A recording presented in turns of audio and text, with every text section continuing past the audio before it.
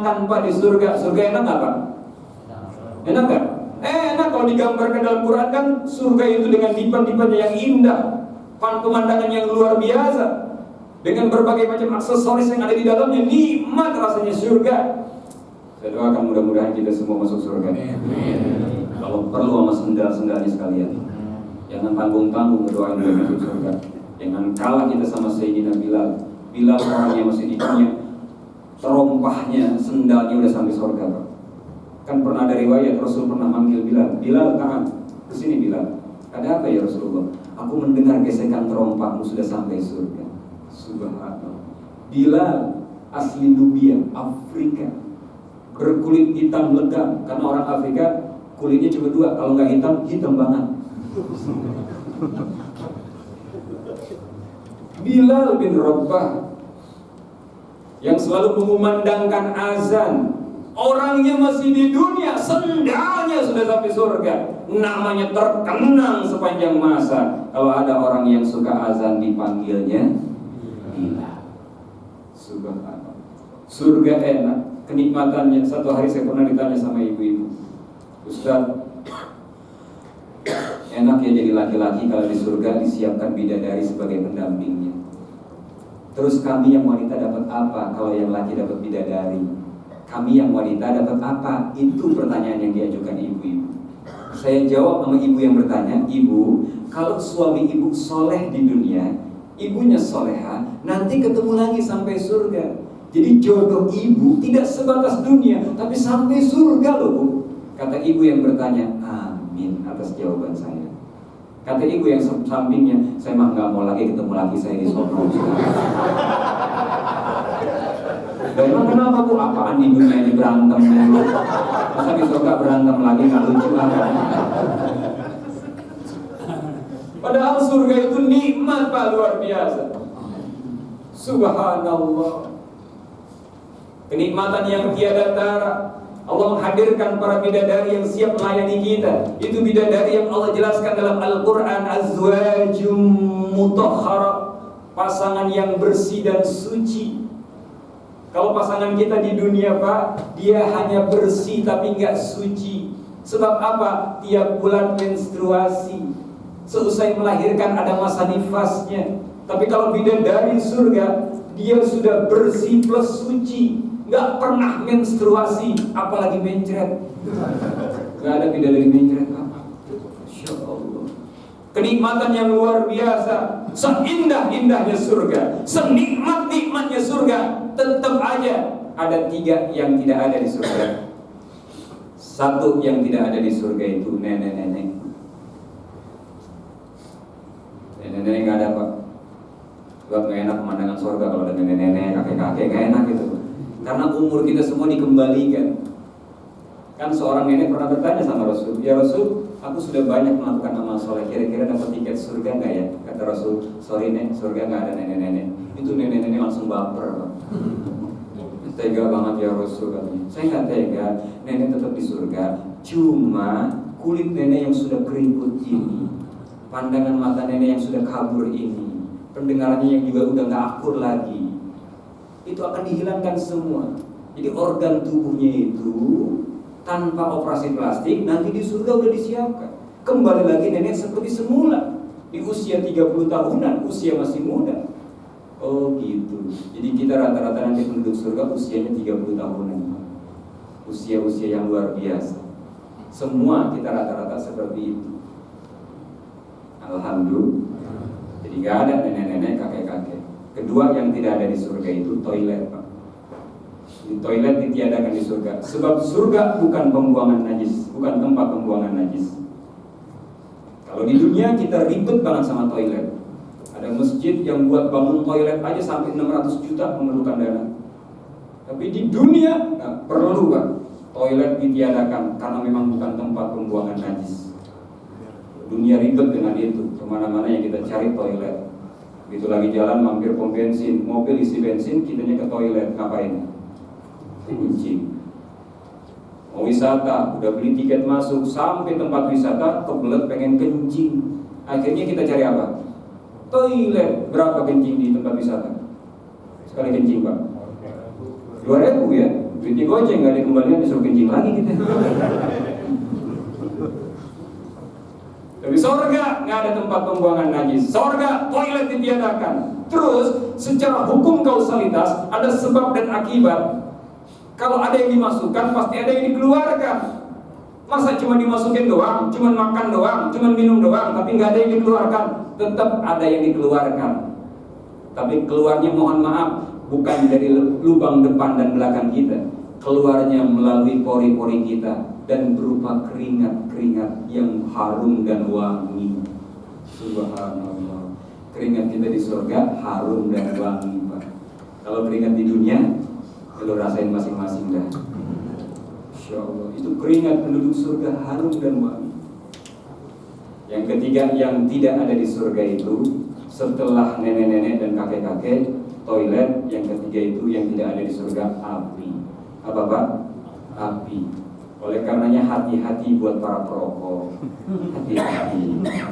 Kalau nanti di surga habis makan kebuli, ya, kemudian ditambah durian montong, minumnya jus timun, habis itu mulutnya ada asam, nyender di tiang surga, aromanya asam banget.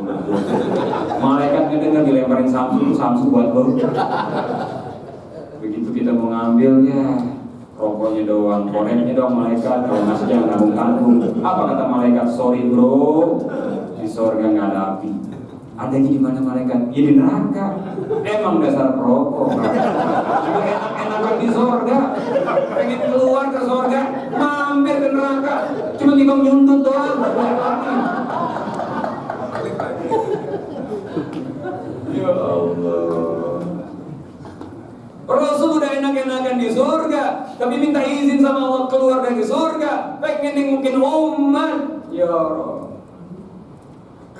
Ibnu Abbas pernah meriwayatkan, nanti saat kita melintasi sirat, Rasul sudah berada di depan. Saat itu sebelum umat yang melintasi sirat, Rasul sudah angkat tangan. Dia doa di hadapan Allah Ta'ala, Allahumma salli, ya Rabb, selamatkan umatku ya Allah. Jangan sampai satu pun umatku tergelincir masuk ke jurang api neraka. Di akhiratnya beliau begitu mencintai kita. Di akhiratnya beliau begitu memikirkan kita. Bahkan di dunia lebih dari itu. Cintanya Rasul sudah luar biasa. Di saat Allah menawarkan Rasul, Allah ingin memanjakan Rasulnya, Nabinya. Karena cuma satu-satunya Nabi yang dipanggil oleh Allah, bukan namanya langsung. Beliaulah Nabi kita Muhammad SAW. Dan beliau dari 124.000 Nabi, 313 Rasul. Wafi ba'dir riwayat, ada sebagian riwayat menyatakan 315 Rasul. Satu-satunya Nabi dan Rasul yang Allah memanggilnya tidak langsung namanya. Coba lihat ayatnya. Kalau Allah memanggil Adam, cukup Allah mengatakan ya Adam. Kalau Allah memanggil Nuh, cukup Allah mengatakan dalam Quran ya Nuh, ya Ibrahim, ya Musa, ya Isa. Tapi ketika Rasulullah SAW, Allah memanggil dengan ucapan ya ayyuhan nabi, ya ayyuhar rasul. Sekalipun ada nama Muhammad tapi disematkan Rasulnya, Muhammadur Rasulullah walladzina ma'ahu asyidda'u 'alal kuffar.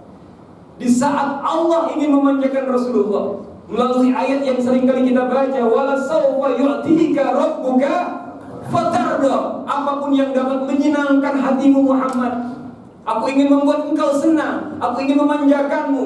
Kau ingin apa? Tinggal bilang saja. Yang penting engkau ridha. Allah yang menawarkan, Pak, gak tanggung-tanggung. Makanya dalam kitab-kitab maulid dijelaskan itu, As-Sayyid Ja'far Al-Barzanji dalam maulidnya itu mengungkapkan, seandainya Rasulullah menginginkan, itu Allah persembahkan untuknya. Seandainya Rasulullah menginginkan, andai kata Sayyid Ja'far Al-Barzanji, Rasulullah menginginkan Jabal Uhud yang ada di Madinah menjadi bukit emas, Allah berikan kepada Rasulullah asal membuat Rasul ridha. Warawadathu al-jibalu bi an takuna lahu zahaban fa'aba. Jikalau Rasulullah ridha, rela, aku serahkan Jabal Uhud untuk dia, aku jadikan gunung emas untuknya. Emas sebesar gunung, Pak. Udah pernah lihat belum? Kita selama ini melihat emas baru sebesar kubah emas. Ini emas sebesar gunung ingin dipersembahkan oleh Allah buat Rasulullah. Kalau Rasulullah ridho, Sallu ala Muhammad. Di saat Allah ingin menawarkan beragam fasilitas, Allah ingin memanjakan, menawarkan dengan hal ini dan itu, justru jawaban Rasulullah ini membuat tercengang kita semua. Izan ya Rabb, la arda wa wahidun min ummati finnar.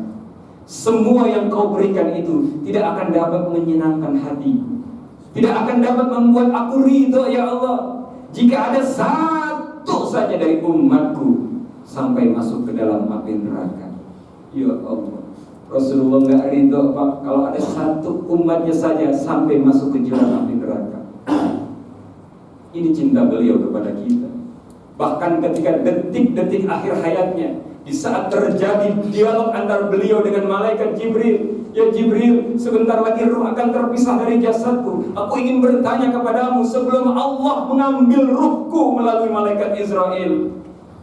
Aku ingin bertanya, mali indallahi minal karamah. Kira-kira kenikmatan apa yang nanti akan aku dapati? Kalau untukmu ya Rasul, kau jangan khawatir. Surga telah menanti, pintu langit telah terbuka, bidadari telah berbaris menunggu kedatanganmu ya Rasulullah. Kalau buat umatku seperti apa Jibril? Sekali lagi yang beliau katakan, kalau buat umatku, umat yang beliau tanya. Kalau untuk umatku ya Rasulullah, Allah pun berjanji. Untuk umatku ya Rasulullah, Allah berjanji. Apa janji Allah Jibril? Katakan kepadaku sekarang, Innallaha ta'ala azza wa jal harramal jannata ala sairil umam hatta tadkhulu ummatuka ya Rasulullah. Bahwa Allah telah berjanji ya Rasulullah, bahwa syurga itu diharamkan dimasuki oleh semua umat-umat terdahulu. Allah mengharamkan surga dimasuki oleh semua umat-umat terdahulu ya Rasulullah, sebelum engkau bersama umatmu nanti masuk duluan dibanding mereka semua. Sallu ala Muhammad. Sekarang saya mau tanya, cinta nggak Rasul kepada kita? Saya nggak beliau kepada kita? Sebagai penutup ceramah saya, kalau cintanya beliau dari dunia sampai akhirat, bagaimana cara kita membalas cintanya? Bagaimana cara kita mencintainya Pak? Mungkin kalau kita ingin meneladani seperti apa yang tadi pimpinan kita katakan, ingin meneladani Rasulullah sepenuhnya, mungkin kita nggak pernah sanggup Pak. Tapi paling tidak sebagai wujud cinta, man ahya'a sunnati, hidupkan sunnah-sunnah beliau. Sebab kalau kita sudah menghidupkan sunnahnya, faqad ahabbani. Rasul yang mengatakan, berarti kalau orang sudah menghidupi sunnahku, dia cinta kepadaku. Wa man ahabbani kana ma'i fil jannah. Kalau dia sudah cinta kepadaku, nanti satu lantai bersamaku di dalam syurganya Allah Subhanahu wa ta'ala. Sunnah yang seperti apa Ustaz? Gak usah yang berat-berat deh, yang kecil-kecil, yang ringan-ringan, yang gampang kita lakukan. Apa itu banyak kesunahan Rasul? Dari mulai kita toharah, masuk kamar mandi melalui kaki kiri kita sambil membaca doa, keluar dari kamar mandi menggunakan kaki kanan kita sambil kita berdoa, memakai baju tangan kanan lebih dahulu, setelah itu bercermin, membaca doa dalam bercermin, memelihara jenggot. Ini kan bagian kesunahan Rasulullah Pak. Alhamdulillah di Migas rata-rata karyawannya berjanggut semua. Alhamdulillah. Sebab ada sebuah perusahaan yang karyawannya nggak boleh berjanggut Pak. Ada peraturan semacam itu. Tapi alhamdulillah di Migas dibebaskan karyawannya rata-rata jenggotan. Alhamdulillah.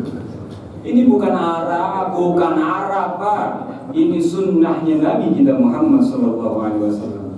Satu helai janggut kita itu ada malaikat yang bergelantung di dalamnya. Jenggotnya, Masya Allah.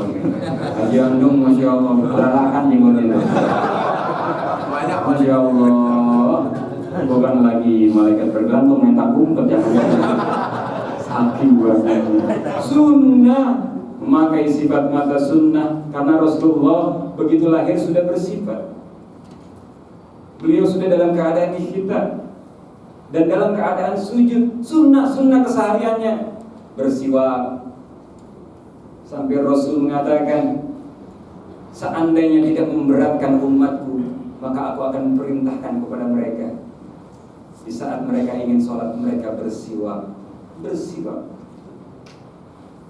Setelah kesininya, kok perintah Rasul ingin diteliti melalui ilmu medis. Pada akhirnya luar biasa manfaat dari siwak. Pakai minyak wangi, mau sholat, pakai wangi-wangian. Sunnah-sunnah itu Pak, yang ayo dari sekarang. Jangan hanya sekedar maulid, bikin maulid, setelah itu udah selesai begitu saja. Ayo maulid. Yang pertama sebagai wujud cinta, membalas rasa cinta yang luar biasa Rasulullah kepada kita. Hidupkan sunnahnya.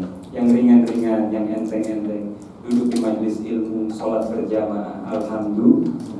Di sini saya tahu persis kalau berjamaahnya kata Ustaz Budi, masya Allah jamaahnya hampir keluar-luar, agak ada yang masuk. Alhamdulillah. Selesai maulid, ayo berjamaahnya ditingkatkan. Ayo kajiannya ditingkatkan lagi. Apalagi alhamdulillah dalam seminggu ada beberapa hari kita isi dengan kajian fikih, hadis, tafsir. Duduk Pak di majelis ilmu. Yang kata Rasul, raudhah min riyadil, taman surga Pak. Orang kalau udah duduk di majelis taklim Pak, nggak pernah ada ruginya. Menghasilkan keberkahan dunia akhirat. Keuntungan dunia akhirat itu hasilnya. Duduk doang Pak, dengerin doang apa yang disampaikan. Kalau bahasa orang kampung saya bilang jibing, ngaji nguping. Ustadz nyampein gitu di bang jibing, gak apa-apa, gak jadi masalah. Saya ada yang tanya sama saya, Ustadz kalau orang lagi ngaji terus tidur bagaimana Ustadz? Dia bilang biarin aja, dia lagi latihan mati. Bukan saya ngomong, kata Nabi, an-naum akhul maut. Tidur itu saudaranya orang mati.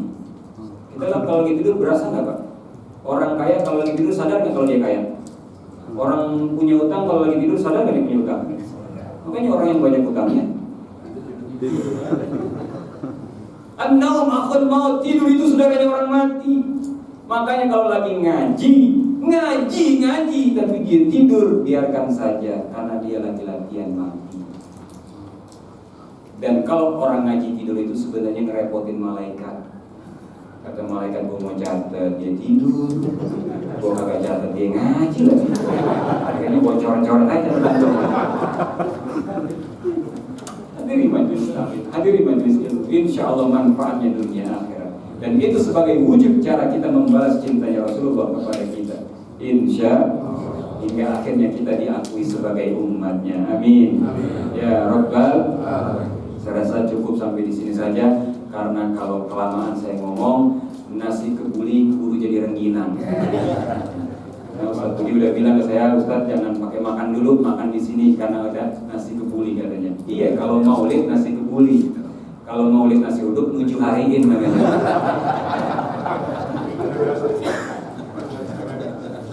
Ya, Pak Haji Firdaus minta saya sekalian doa.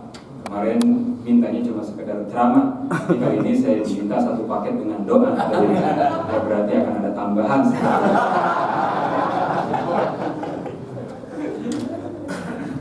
Ya bukan Pak, kalau orang sekarang kan banyak lebih menghargai artis ketimbang ustaz.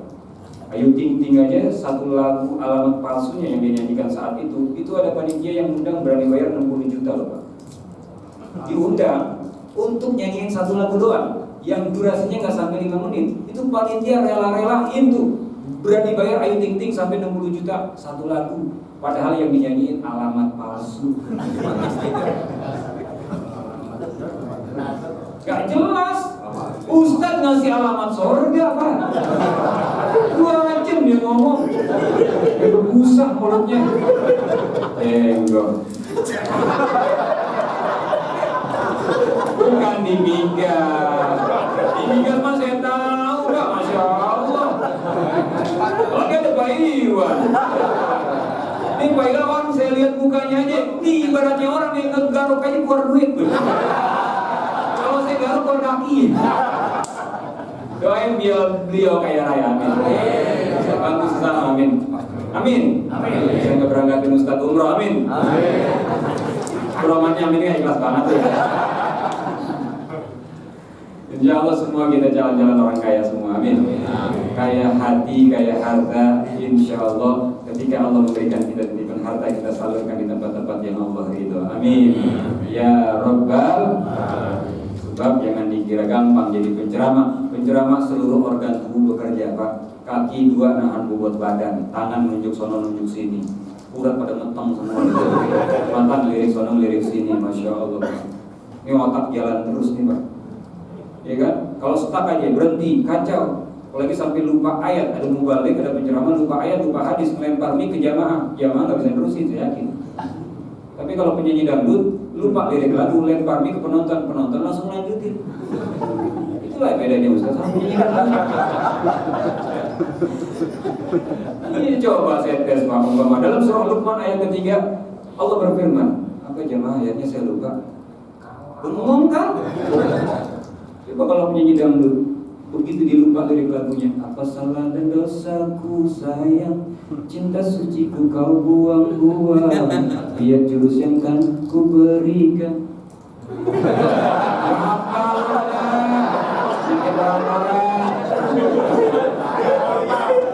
Lupa. Oke, ya udahlah, ceramah panjang pendek, amplopnya udah dilem. Si ceramah nggak pernah mikirin amplop udah mikirin panitia. Bercanda Pak Firdaus, bercanda ketua DKM, bercanda ya. Jangan diambil hati, bercanda. Diusahain aja bagaimana. Ya insya Allah sama-sama mudah-mudahan kesimpulannya yuk kita balas cintanya Rasulullah, sekalipun tidak sebesar cinta Rasul kepada kita, paling tidak kita membalas cintanya beliau dengan menghidupi sunnah-sunnahnya dalam keseharian kita. Yang ringan-ringan dulu, yang sekiranya kita mampu Pak, kalau mungkin menjaga wudu rada susah, pelan-pelan dulu Pak, step by step, semua butuh proses. Ya, ngaji tiap malam, nggak apa-apa kalau cuma 1 ain Pak, yang penting mau ngaji. Daripada 1 juz 3 tahun kagak ngaji lagi. Dengan mana? Ustaz saya ngaji salah, nggak apa-apa, salah masih mau ngaji daripada nggak pernah salah tapi nggak pernah ngaji. Bodoh ngaji nggak pernah salah, ngajinya kapan nggak pernah pantas. Udah mulai sekarang kita hidupkan Pak. Insya Allah mudah-mudahan ada manfaatnya. Amin ya rabbal alamin. Kita baca Fatihah. Kita berharap kepada Allah Subhanahu wa taala hasil peringatan Maulid kita akan membawa asar dalam kehidupan kita. Buat saudara-saudara kita, mereka yang menjadi korban Lion Air, kita doakan mudah-mudahan mereka dicatat sebagai syuhadanya Allah Ta'ala. Amin ya rabbal alamin. Al-Fatihah. A'udzubillahi minasyaitonir rajim. Bismillahirrahmanirrahim. Alhamdulillahirabbil alamin arrahmanir rahim maliki yaumiddin. Iyyaka na'budu wa iyyaka nasta'in. Ihdinas siratal mustaqim. Siratal ladzina an'amta 'alaihim ghairil maghdubi 'alaihim waladdallin. Bismillahirrahmanirrahim. Alhamdulillahirabbil alamin. Allahumma shalli 'ala sayyidina Muhammad wa alihi wa sahbihi ajma'in. Allahumma ya Allah ya Tuhan kami, tanamkan rasa